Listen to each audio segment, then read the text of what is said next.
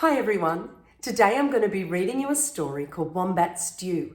It's written by Marcia K Vaughan with illustrations by Pamela Loft. It's a fabulous story about lots of wonderful Australian native animals.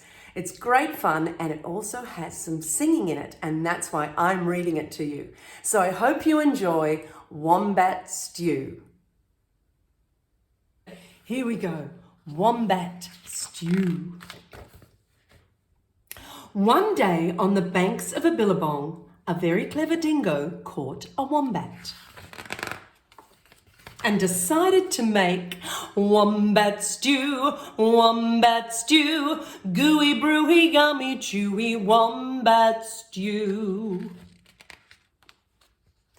Platypus came ambling up the bank.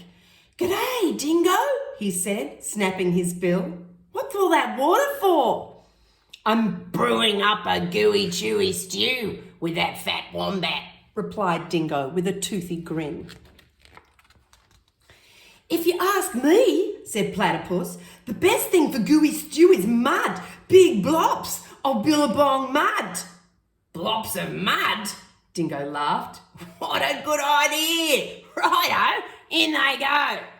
So Platypus scooped up big blops of mud with his tail and tipped them into the billy can. Round the bubbling billy, Dingo danced and sang, "A wombat stew, gooey, brewy, yummy, chewy wombat stew." He hasn't got a very good voice. Maybe he didn't have lessons with Cassy when he was young. Waltzing out from the shade of the ironbarks came Emu. She arched her graceful neck over the brew. "Oh, Dingo," she fluttered. "What have we here?" "Gooey, chewy wombat stew," boasted Dingo. "If only it were a bit more chewy," she sighed. "But don't worry, a few feathers will set it right." "Feathers?" Dingo smiled. "That would be chewy." "Ha ha, righto, in they go."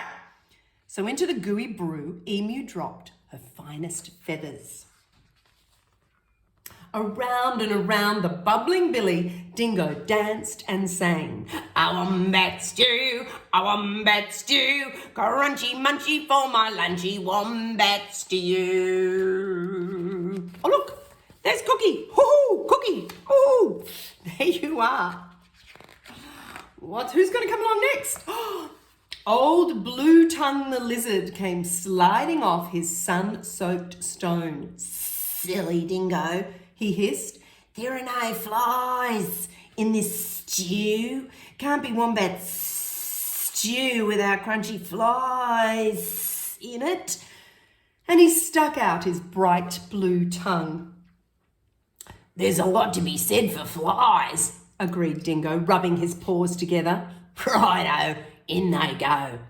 So Lizard snapped 100 flies from the air with his long tongue and flipped them into the gooey, chewy stew.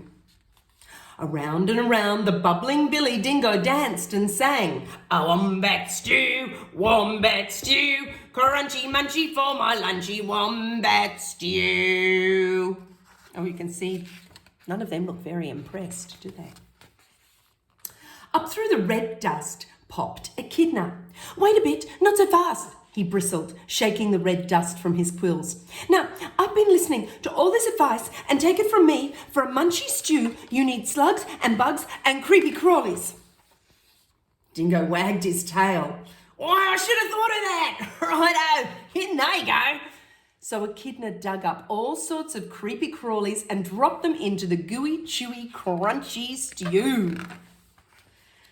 The very clever Dingo stirred and stirred, all the while singing. "A wombat stew, hot and spicy, oh so nicey wombat stew." Just then the sleepy-eyed koala climbed down the scribbly gum tree. "Look here," he yawned. "Any bush cook knows you can't make a spicy stew without gum nuts." "Leave it to a koala to think of gum nuts." Dingo laughed and licked his whiskers. "Righto, in they go." And into the gooey, chewy, crunchy, munchy stew Koala shook lots and lots of gum nuts. Aha! Cried Dingo. Now my stew's missing only one thing. What's that? Asked the animals. That fat wombat. Wait, stop, hang on. Dingo, you can't put that wombat in the stew yet. Why not? You haven't tasted it. Righto, I'll taste it. And that very clever Dingo bent over the billy and took a great big slurp of stew. I'm poisoned, he howled. You've all tricked me. And he dashed away deep in the bush, never again to sing. Wombat stew, gooey, brewy, yummy, chewy, wombat stew, wombat stew, gooey, brewy, yummy, chewy, wombat stew. I think Cookie liked that. I hope you did too. I hope you enjoyed that, everyone. The story with the dingo and the emu and the blue-tongued lizard and the echidna and the platypus. It was really fun to visit those wonderful Australian native animals. So keep reading and stay well. See you soon.